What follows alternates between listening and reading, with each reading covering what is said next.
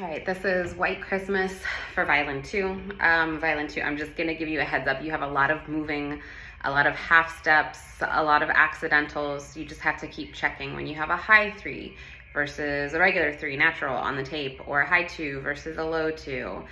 And your notes are always harmony, and we're creating these almost minor or jazz sounding chords sometimes. So sometimes your notes, when you're playing them on your own, may sound out of place. So it would be especially helpful for you to play along with this video to make sure you are playing correctly. A couple things to just point out before I play through. If you look at the very end of your first line, you can see that last measure is in half position. You have a D sharp, which is a low one, followed by an E. So instead of sliding from a low one up to a regular one, during a slur where it might sound messy, we're gonna play a low one. Sorry, I don't have tapes on this instrument, but a low one back behind the tape. And then your second finger will fall directly on the tape. Then after the rest in the next measure, you'll move your hand back up to regular first position. Then looking forward down to the third line, we start there with a low 2.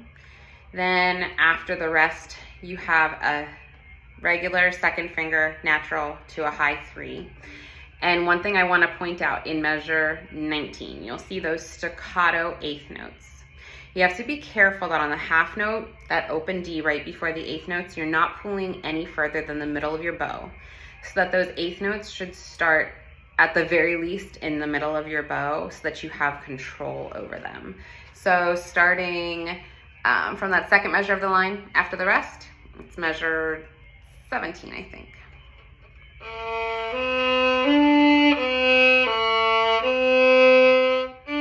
Halfway.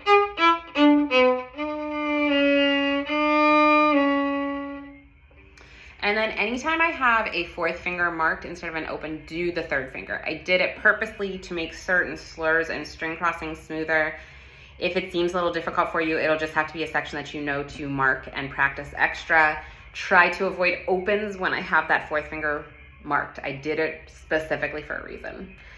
Then look at measure 39. 39 to the end, you have a lot more accidentals when we have this change to G major. So just watch any sort of change from F sharp to F natural, E to E flat.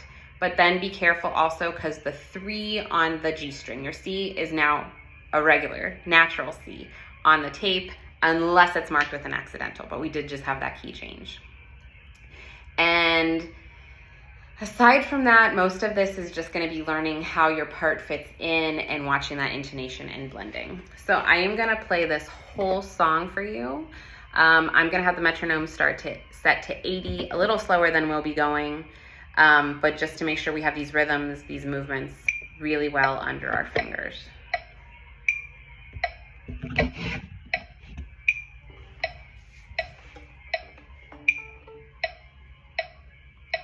One, 2, 3, 4.